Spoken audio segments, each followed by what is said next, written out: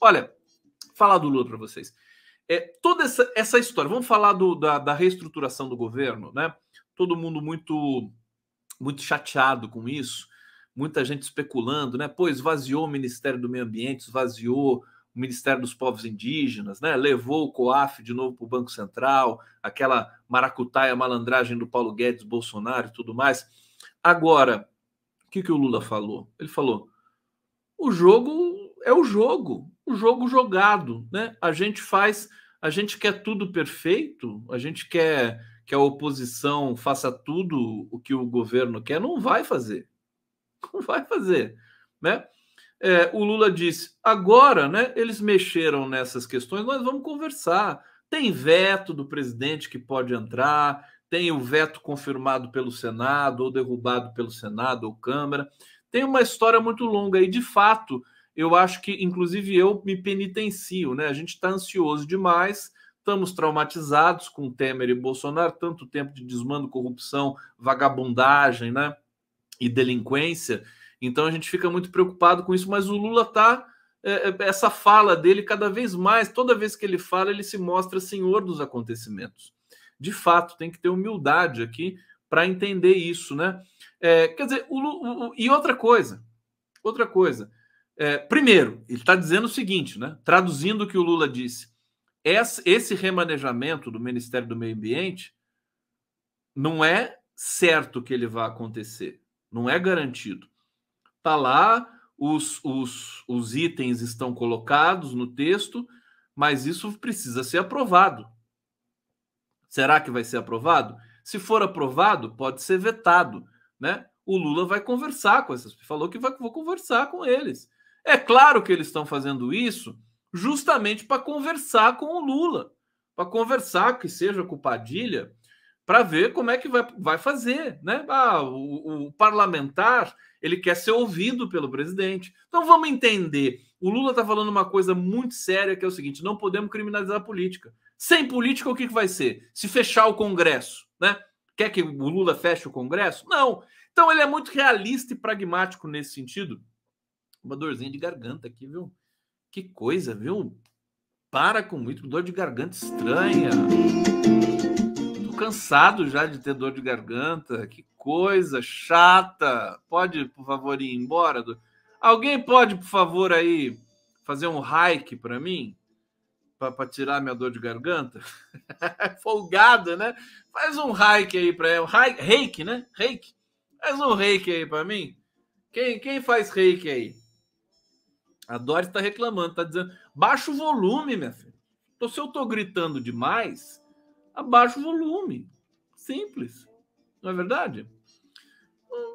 Não entendo isso aqui. Né? Eu vou baixar o meu volume aqui, peraí. Pronto, baixou. Baixou um pouco. Toma própolis. Até uma guelpa está me dizendo aqui para tomar própolis. Então, nada disso, inclusive COAF, né? Tudo isso vai ser negociado, vai ser jogado o jogo. O Lula disse uma coisa hoje, no discurso da Fiesp, que mais uma vez é histórico, que eu recomendo para todo mundo. Deixa eu ver se eu guardei essa fala aqui do Lula. E enquanto isso, né, a imprensa, Lula disse, né, os meus assessores me passam os jornais, as notícias, as manchetes, e ele falou: parece que o mundo está acabando. O Lula é muito feliz nessas intervenções, né?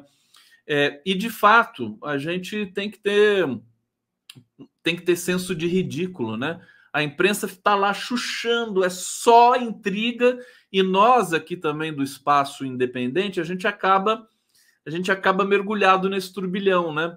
Precisa tomar uma lufada de lucidez às vezes para voltar ao normal. A imprensa é um pouco isso, ela é histérica, né? Ela é delirante, a imprensa corporativa, né? Ela cria essas ondas aí só dizendo coisas ruins. O Lula perdeu o comando, o Congresso vai acabar, o Lula vai ser empichado, aquela coisa toda. Eu mesmo caí, né? E faço aqui autocrítica com vocês. Olha, Lula vê a ação do Congresso como normal.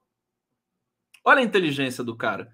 Fala em jogar e diz que não se pode assustar com política. Tá? ele disse: começou o jogo, vamos conversar. Né? E eu já vou falar da Marina para vocês. Né? A Marina, antes que vocês, né, para vocês não ficarem tão curiosos, ela renovou o empenho, o apoio, a conexão que ela fez com o Lula. Ela renovou isso. Tá fechada com o Lula, né? Essa palavra é feia, né? Fechada com o Lula. Ela sabe, ela respeita, ela sabe quem é o Lula e o Lula sabe quem é a Marina.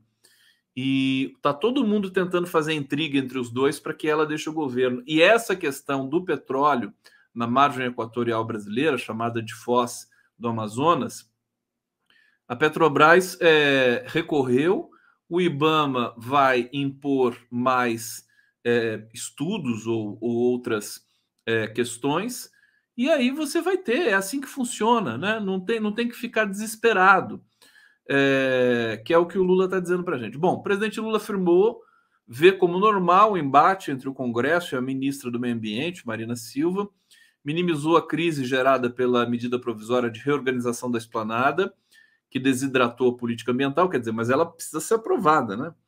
Ele disse que agora o governo tem que jogar e negociar com o legislativo. Ele disse: não se pode assustar com a política. Aqui,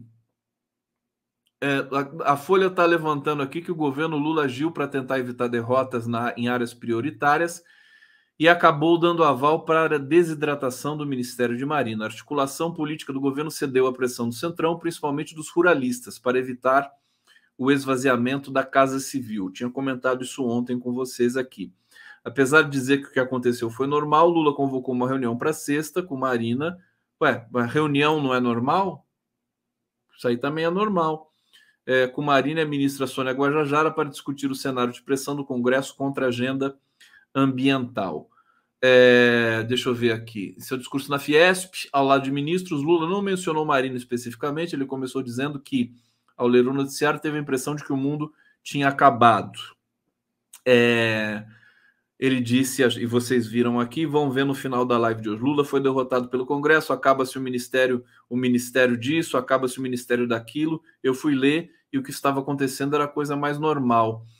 Então, eu queria dizer o seguinte, né? Vai haver negociação sobre isso, vai haver conversa, não tem nada fechado. É uma notícia que assusta, né? De ver, né, a organização do governo sendo colocado em xeque aí por chantagistas, eventualmente, mas é aquilo que o Lula falou.